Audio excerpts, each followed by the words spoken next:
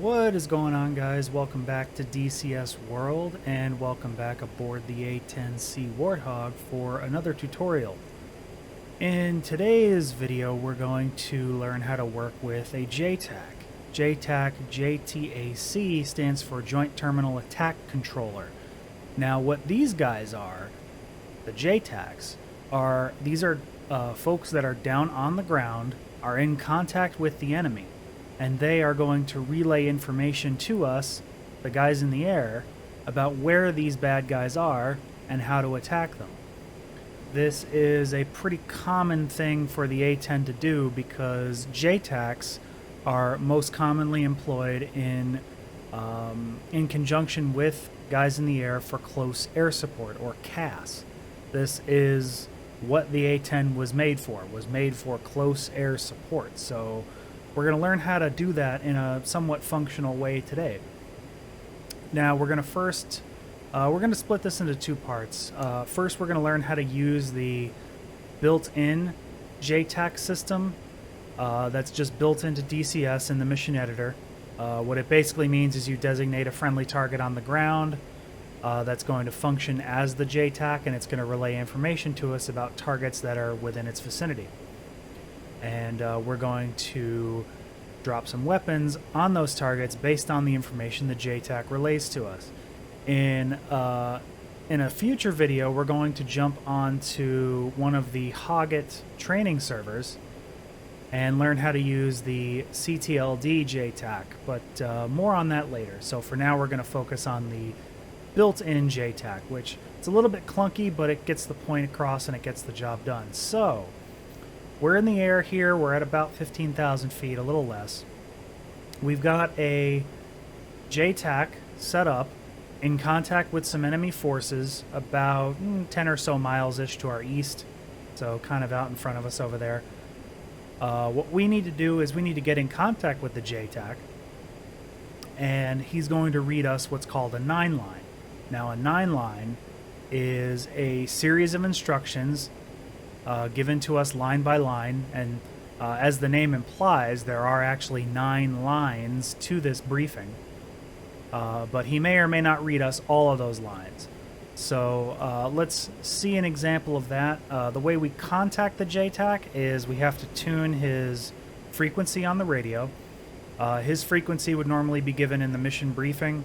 If there was a situation where you would be in a situation where you would have a known JTAC frequency, and you would tune him up on the radio and call him up. So I know for this mission that we're on here, I've already got him tuned. He's on frequency 133.0 AM. So we tune him up on the VHF AM radio, and we then key up our VHF AM radio over here. So we see we have an option here for JTAC. His call sign is Axeman11. So we're going to call him up. We can check in, and basically we've got a couple options here. We check in and basically say how long we have on station, anywhere from 15 minutes to 60 minutes. So since we are a 10, we can basically play forever, but in this case we'll say we have 30 minutes of play time. So actually we'll say 45. Really doesn't matter. But there may be mission scenarios where this does come into play based on how much fuel you have. But for now, we'll just check in 45 minutes, and let's see what he has to say for himself. And during these communications, I'm going to pause and briefly explain a little bit as to what's being said, just to see if I can make it make a little bit more sense, because some of this sounds like gibberish, I guarantee. It definitely sounded like gibberish to me until I sort of broke it down. So let's take a look here. We'll check in 45 minutes and go. X-Men 1-1. This is Hog 2-1-1. E-10. Charlie Mike 0997 15,000. I have GBU 12 1,150 gun. Playtime is 0 plus 45. Available for tasking. What do you have for us? All right, quick pause there. Let's just talk about what our pilot just said to the JTAC. So he identified the JTAC, Axeman 11, identified ourselves. We're currently call sign Hog21. We are 1 times A10. If we were in a flight of 2 or a flight of 4 or whatever, we would say 2 times A10 or 4 times A10, depending on how many aircraft were in our formation. We gave them our current location in grid format, so Charlie Mike 0997, that's just UTM grid coordinates. We gave him our current altitude, 15,000. We told him what we have on board, so we have GBU-12 laser-guided bombs, and of course we have our gun. And we, of course, told him our playtime 0 plus 45. 0, that would be if we were able to play for more than an hour. So if we were here for 1 hour, we would say 1 plus 0, but in this case, we're only 45 minutes, so it's 0 hours plus 45 minutes, 0 plus 45. And we say we're available for tasking and asking him what he has. So let's listen to what he has for us.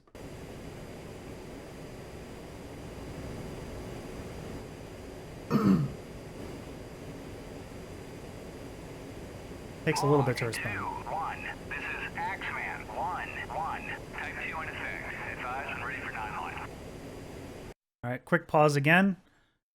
He responded, identified himself as Axeman 1-1, called us at Hog 2-1. Type 2 in effect just specifies the type of close air support that we're going to have. The different types really don't matter that much, but it does sort of affect what different markings the JTAC will be able to use, and also the type of close air support needed. There'll be a different type if there were troops in close contact and we had to be careful of accidentally dropping bombs on friendlies, but in this case we don't. So I believe generally type 2 means that there are no troops in close contact. And he's asking us when we are ready for the 9 line, so let's unpause. And we're going to say we're ready to copy the 9 line. Ready to copy. Line is as follows. 1, 2, 3, NA, 450 feet, MSL. Tank, Charlie, November, 2950777. Marked by laser, 1688. North, 120 meters. Troops in contact. Egress, south. Okay, quick pause there before we continue. Let's just go over what he said to us. So 1, 2, 3, NA, that means lines 1, 2, and 3 of the 9 line are not applicable. Lines 1, 2, and 3 would be the IP, so the ingress point, initial point, a heading from the initial point. We don't have an initial point or a heading from the initial point. We're kind of just winging it a little bit, so not to worry there. And line 3 would be the distance from that initial point. So we don't need that right now, so those lines would be not applicable. Line 4, elevation, saying that this target is 450 feet above sea level, MSL. Target's type is a tank, pretty self-explanatory. Coordinates in grid format, Charlie November 295-077, telling us where it is. Marked by laser 1688, he's telling us the laser code. Friendlies would be troops in contact north 120 meters. That would be himself. He's the only friendly there, and he is telling us to egress to the south after we drop our ordnance. So let us continue. There's going to be a little bit more talk on, if it'll let me on pause. Ready for remarks and further talk on.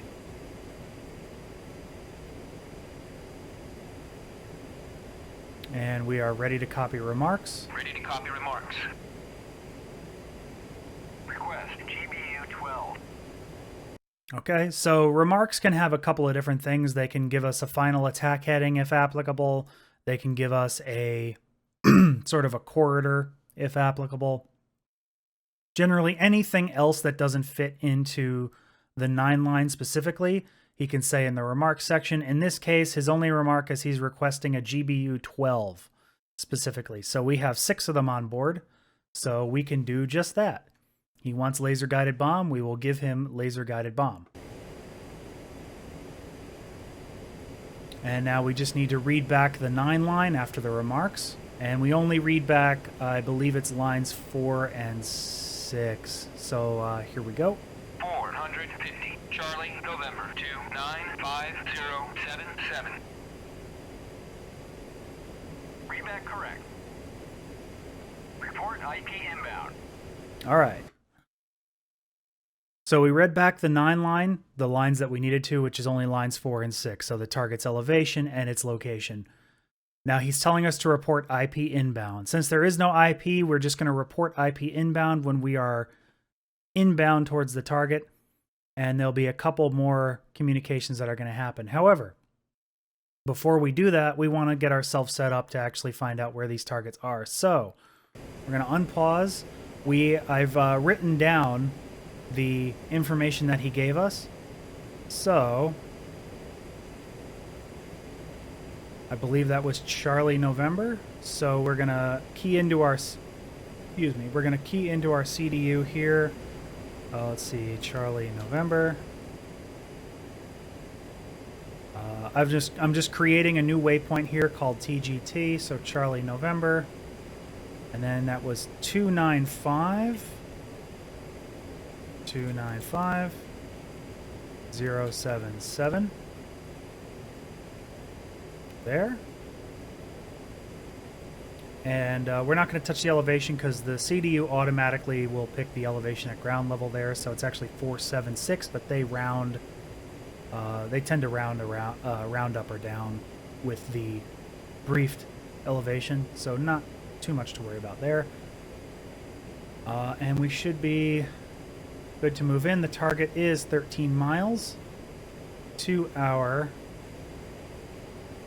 roughly to our 3 o'clock, so we're going to get turned towards him. What we can now also do is, since that waypoint is now our steer point, we'll bring up our TGP, make it soy, and snap it. And start zooming in. So we can actually see the target area there. It's occluded by my aircraft a little bit. We can see the target area there. There's a couple of tanks in that area. And that is all well and good. We're not actually going to laze our own bombs in this case. So what we want to do is get lined up for an ingress point. We're just going to use the targeting pod to keep an eye on the area. I can actually see the targets out in front of me there. All right. Now we can report IP inbound. Hog 2-1, IP inbound. Hog 2-1, continue. Okay, real quick.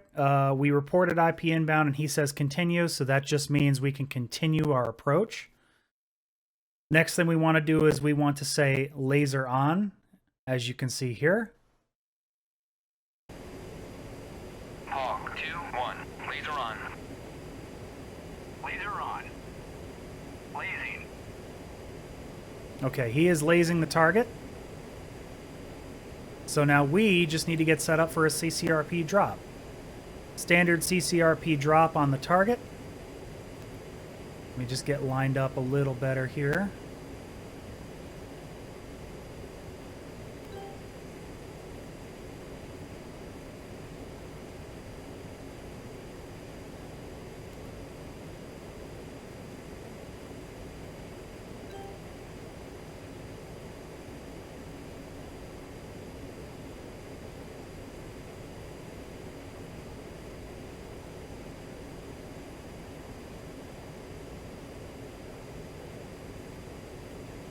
All right, 20 seconds to drop. And then as soon as we drop, we're going to turn south.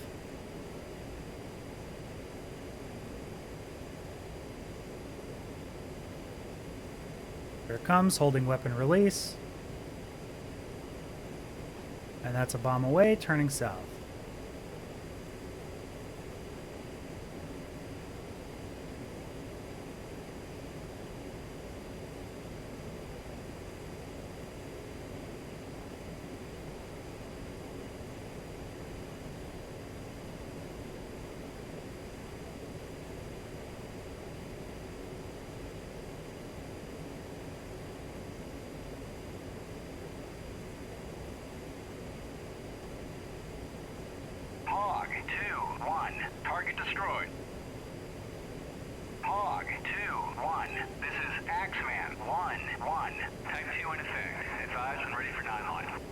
right, quick pause.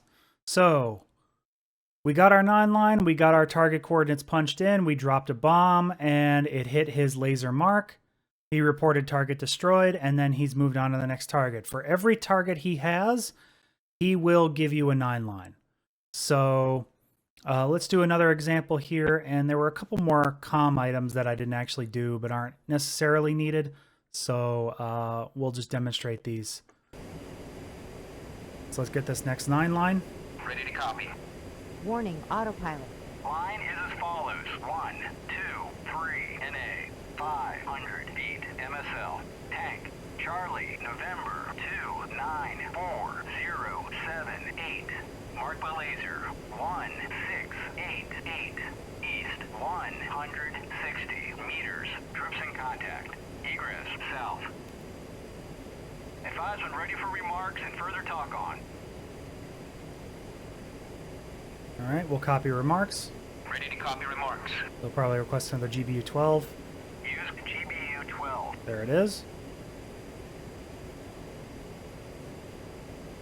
And we'll read back the 9 line. 500. Charlie, November. 2, 9, 4, 0, 7, 8. Read back correct. Report IP inbound. All right, let's plug in our coordinates. So that was Charlie, November.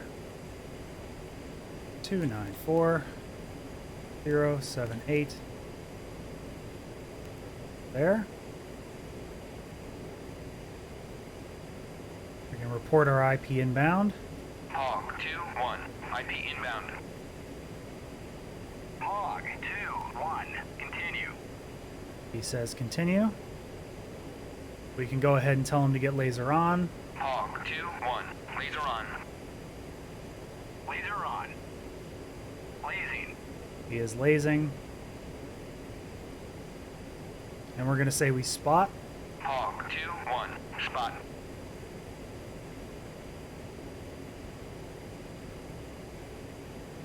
And we're going to say we're in. Hog 2, 1. In from the south.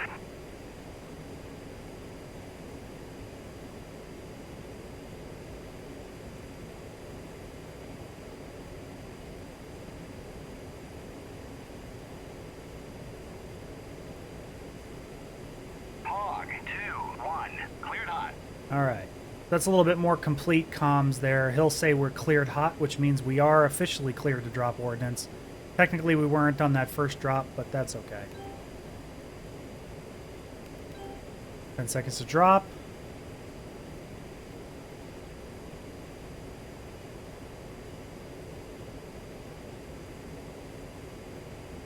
And there's a bomb away.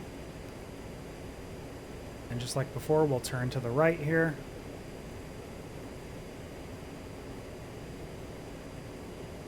Not even looking at it at the TGP. We'll wait for him to tell us if the target's destroyed.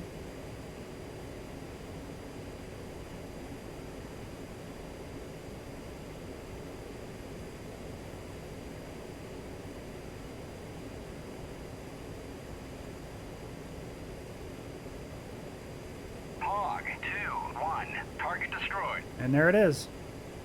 Hog 2, 1. This is Axeman 1, 1. Type 2 in effect. Advise when ready for 9 line. All right. So he has a few more targets, but let's say we were out of ordnance and we wanted to check out. So we'll say, instead of ready to copy, we'll go check out. Hog 2, 1. We are at the end of hole and are checking out. Stay safe down there. Hog 2, 1. You may depart. All right, and that's it. Basically done with the JTAC. So that's the basics of how close air support would work in conjunction with a JTAC on the ground. He's going to give you target coordinates, and if it's marked by anything. Now there could be a couple of considerations. There could be there might not be a laser in some instances. He might mark it with smoke, in which case we would need to acquire the target visually and drop bombs. But this is a good example of the talk on and some of the information that gets relayed during the 9 line. So that's a good amount to digest. The 9 line can actually get pretty complex, but this is a good starter example. So get out there, set up a JTAC, get some practice in, and we'll see you next video. Take care.